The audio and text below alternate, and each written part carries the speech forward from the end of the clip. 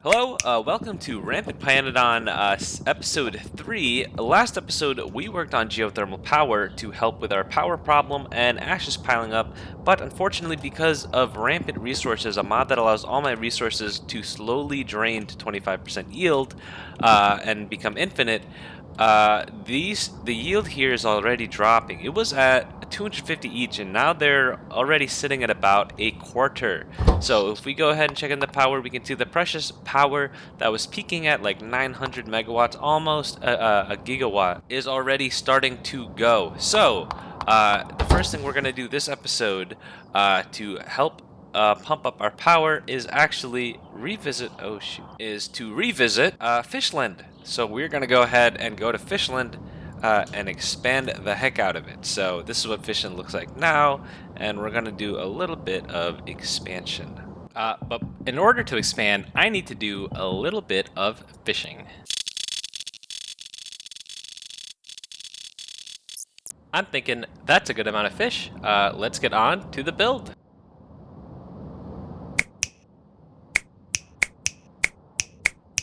And there we go, just a little bit of expansion. We should not have any power problems anymore.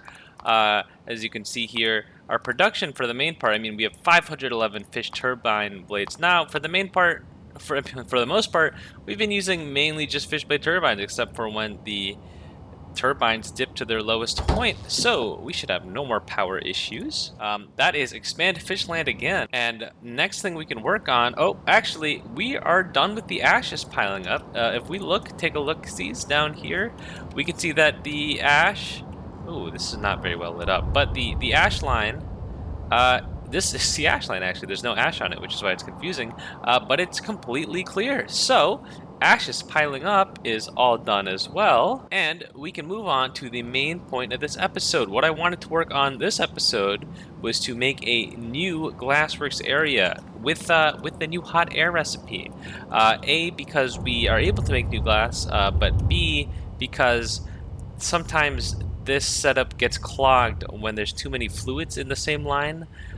So I'm going to make it so that every single Glassworks has its own barreler. And I guess we will work on this in the test world. So let's get over there now. And by right now, I mean right after we play this message from the past. This is my first time, or not my first time, but this is the biggest biter wave I've caught using a cutscene, using the cutscene mob.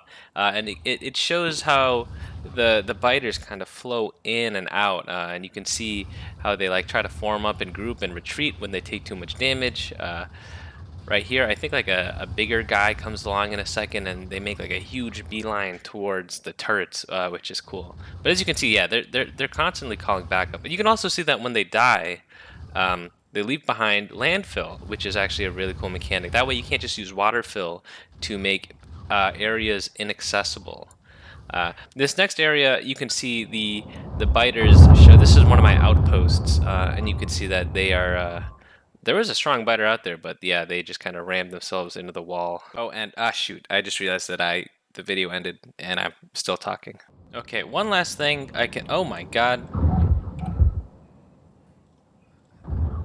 I just wanted to show the fact that there is a base right here. Oh my god, that guy was fast. Maybe some of them are fast, but I wanted to explain, no, it's daytime so we can start to see again. I just wanted to explain that there's biter nest spawned over here, which is cool and is new. But the other thing is that this guy is almost to general. He's halfway to general. He's at 2,500 kills. But when he reaches general, he'll be at max level, and I plan on just rotating the turrets down so that we are kind of just training our turrets up. Plus, this guy will be able to help from back here. So, but yeah, there is a nest right here, and I could get rid of it, but I'm kind of too lazy. Also, here's an attack coming again. Let's watch it.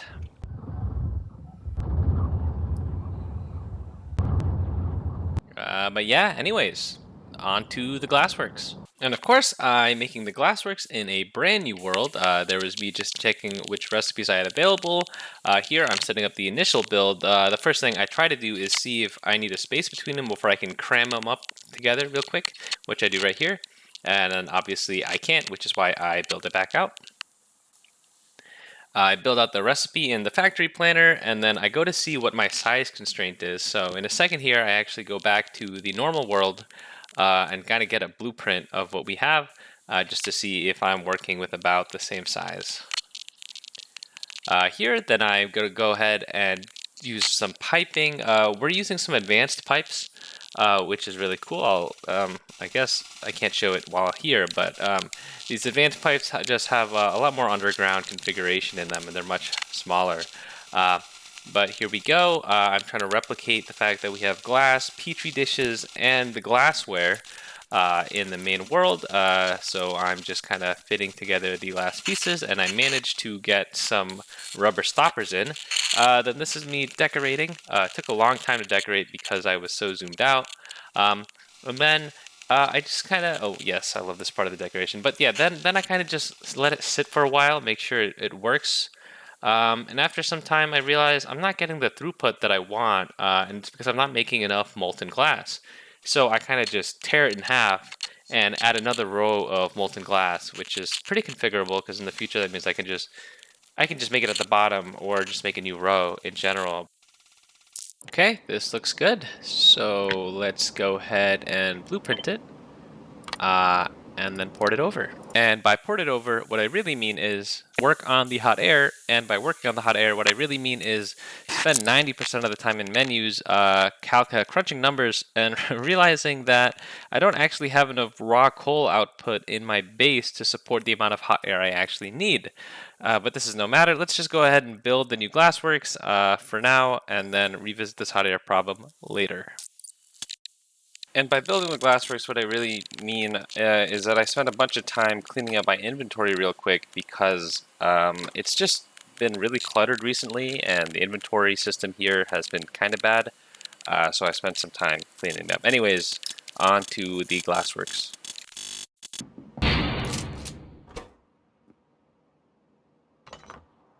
And here we go.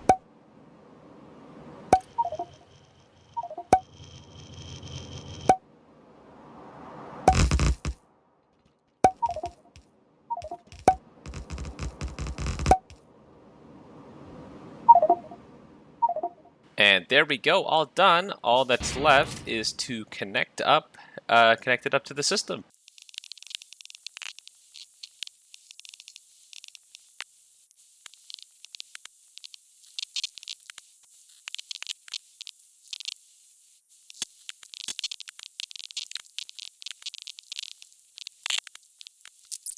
And that intersection looks cleaned up to me. Obviously, we're not producing everything because we still don't have any hot air coming in. So let's go ahead and design the hot air.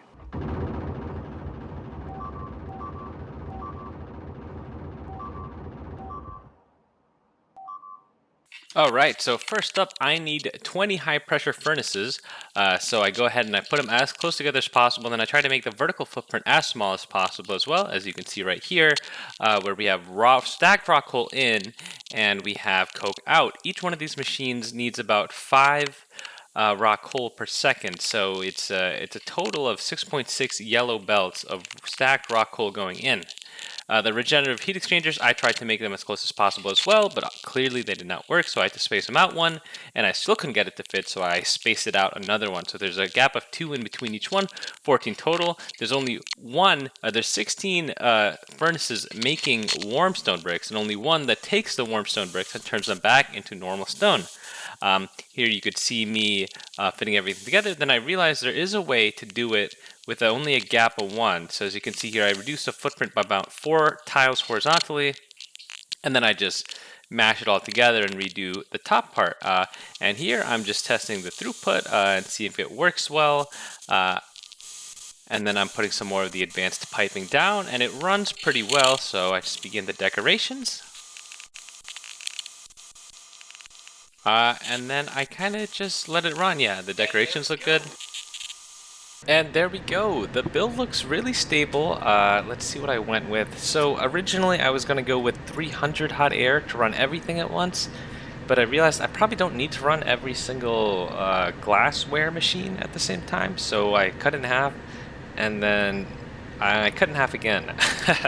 So I think this should be good enough. I mean, even this uses 100 rock wool per second, which isn't that bad. That's 6.6 yellow belts. But I mean, it looks really good, and I'm proud of this decoration that I did here at the edges. It's just a very slight, but it looks pretty cool. Actually, I want to change it up real quick. Okay, I think that decoration looks much better. But anyways, here it is. It uses a ton of rock coal, spits out some coke, and then it also has a bunch of stone and warm stone bricks in an infinite loop, outputting about 75 hot air per second. Let's go ahead and port this over into our world.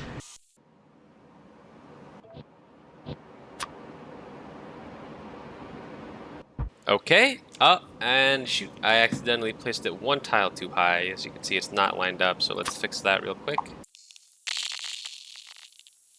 Okay, and we lost one underground pipe thing during that process, but anyways, the hot air is done. All that's left is to hook it up with the rest of the system, and because this is so rock hole heavy, I will be implementing a new system into my fuel systems. And this is how the system works. So basically, I want to do a 3-stage system with excess, main, and backup. Currently, we just have excess and main, but now we're going to be using a ton of rock coal.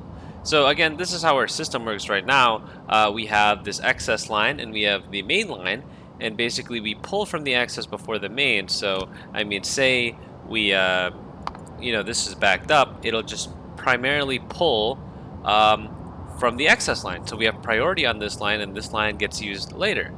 And then neither line blocks itself. So even if this line gets blocked up as well, as you can see, we're still just consuming as much of this lane as we can.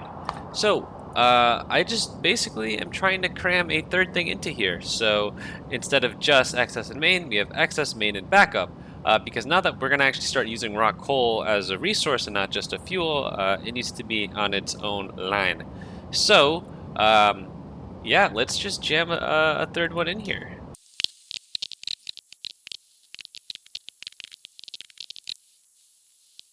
Alright, I think it's fully functional. See, what we have simulated here is, again, the excess, main, and backup. So this is the backup, this is the main, this is the excess.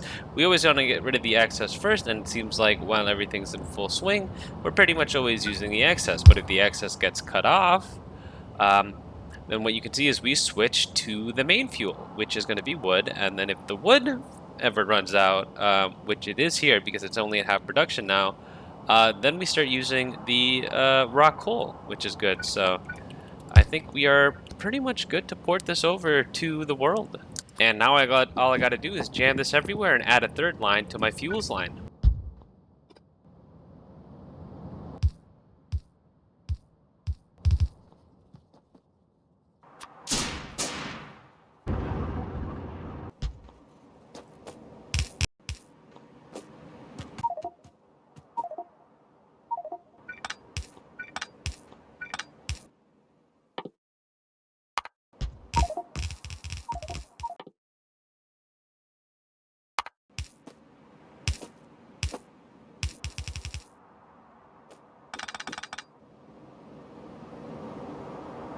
And dear God, that was the last one. That took way too long.